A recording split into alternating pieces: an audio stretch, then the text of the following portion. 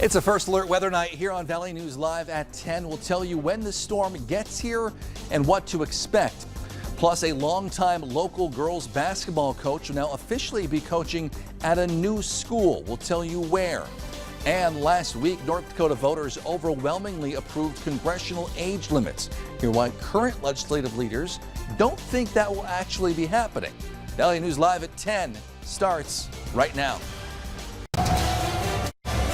This is Valley News Live at 10.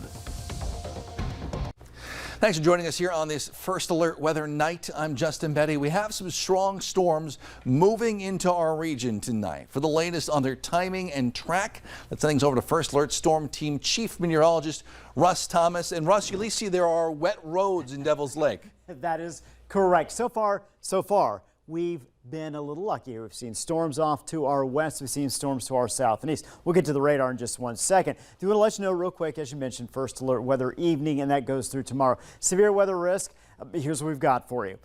Area shaded in yellow. This is a slight risk. The darker green there, that's marginal. But again, I suspect we'll see some severe weather overnight tonight. Tornadoes, very low risk. That's great news. Large hail. Close to 2 inches. That could be part of severe weather. In fact, if we see severe storms, that'll most likely be the case.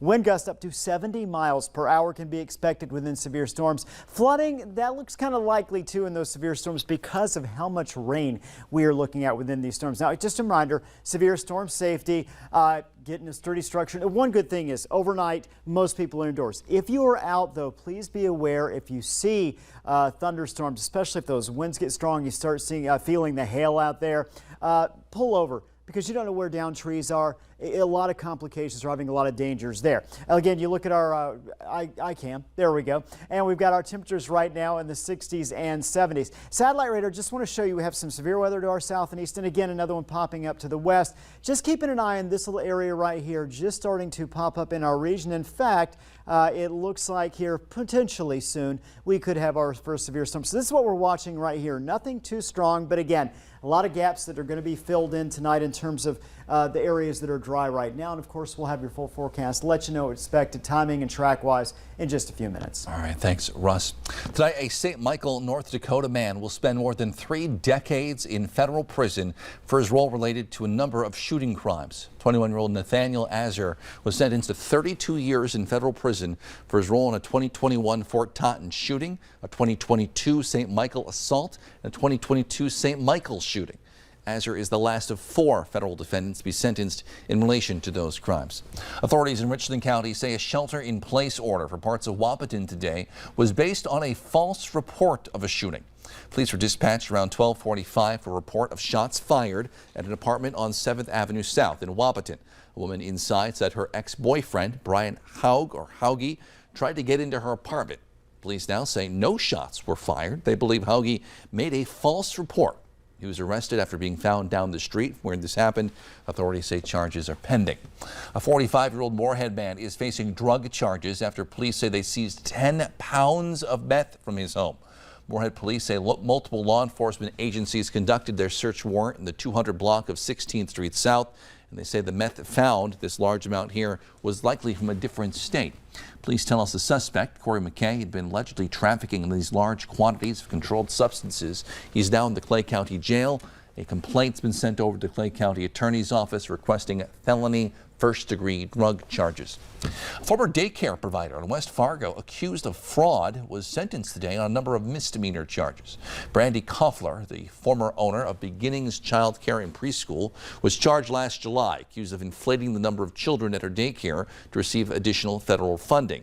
The report indicated 133 children were enrolled in the program. However, during a state visit, officials learned only 61 kids were enrolled, less than half. The documents state the false claim resulted in the center receiving about $50,000 in federal grant funding.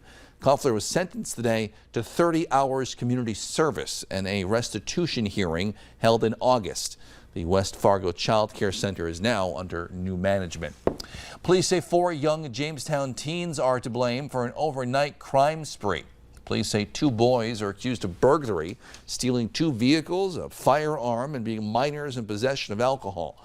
Teen girl was also referred to juvenile court on suspicion of stealing a vehicle and possession of alcohol, and a fourth teen was simply released to their parents. No names. These are all underage. Investigators say the main three, they burglarized a farmstead in Eldridge, North Dakota, and they believe at least two of them broke into multiple vehicles in Jamestown over the weekend. So if you live around there and are missing anything, give police a call. A man accused of making tens of thousands of dollars off of fake IDs in North Fargo pleaded guilty to conspiracy to commit forgery and was sentenced to community service today. Officers arrested 19-year-old Blaze Bitts in February after a months-long investigation. They say he sold more than 500 fake IDs to underage people in the Fargo area, making over $40,000 off that.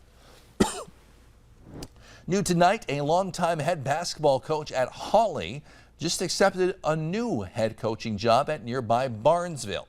Bill Gottenberg resigned as Hawley's coach, teacher, and community ed director last month after coaching there for more than 40 years. District officials had said at the time that he retired. The Barnesville coaching position became available following the resignation of Ryan Baumstad, following the district's investigation into complaints against him. You can read more about that on our VNL News app. Last week, 61% of North Dakota voters approved a measure setting an upper age limit on congressional candidates. But as Justin Gick found out, that may never go into effect. This new measure says no person may be elected or appointed to serve North Dakota in the U.S. Senate or House if they are 81 years old by December 31st of the year immediately preceding the end of the term. Jared Hendricks, chairperson of the sponsoring committee, says the passage of this measure shows that people are sick and tired of politics as usual. They feel very much that Congress doesn't represent them in some ways. And, I think part of that is the fact that we have career politicians that are in there for long periods of time, and they get disconnected from the issues that matter to real people. Senator Kevin Kramer has been serving as North Dakota's junior senator since 2018. He says it's quite clear that this won't pass constitutional muster. To sort of apply an arbitrary number, an age limit to who can run, limits the choices of who I can choose. And I just think that makes no sense whatsoever. I also think age is the wrong sort of criteria if in fact you want to pick a criteria. Senator John Hoeven has been serving as North Dakota's senior senator since 2011. He, like Kramer, says it is not going to survive a constitutional challenge because it's a federal law and the state can't preempt that. And anyway, Hoeven says he believes it's up to the voters. When they go to the ballot box, they make a decision on who they want to vote for or not vote for and who they want to elect. And I always respect the right of the voters to make that decision at each election. Although Hendricks says he knows there may be legal challenges to this new measure, he hopes other states might formulate this idea and that North Dakota can set a new standard. Hendricks says the new measure is supposed to go into effect immediately. However, the Secretary of State must certify all of the primary election results. Secretary of State Mike Howell says the county canvassing boards will meet June 24th and the statewide canvassing board on June 26th. That's Justin Gick reporting. In other news tonight, CCRI hosted a fun evening of bowling and pizza at Sunset Lanes in Moorhead, celebrating all the work they've done at the Minnesota State Capitol recently. Minnesota Reps Heather Keeler and Brian Curran have led the charge trying to create change for people with disabilities.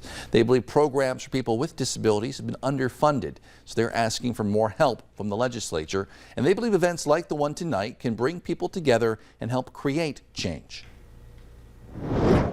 The Great Plains Food Bank is hosting their Youth Summer Meals program now, giving kids a chance to have well-balanced meals when other options may not be available while school is out. If you want to support that program or the many others the Great Plains Food Bank provides, tomorrow is our VNL Cares Impact Day. We will be live at the food bank in the morning and sharing their stories all throughout the day on how they help and who they help.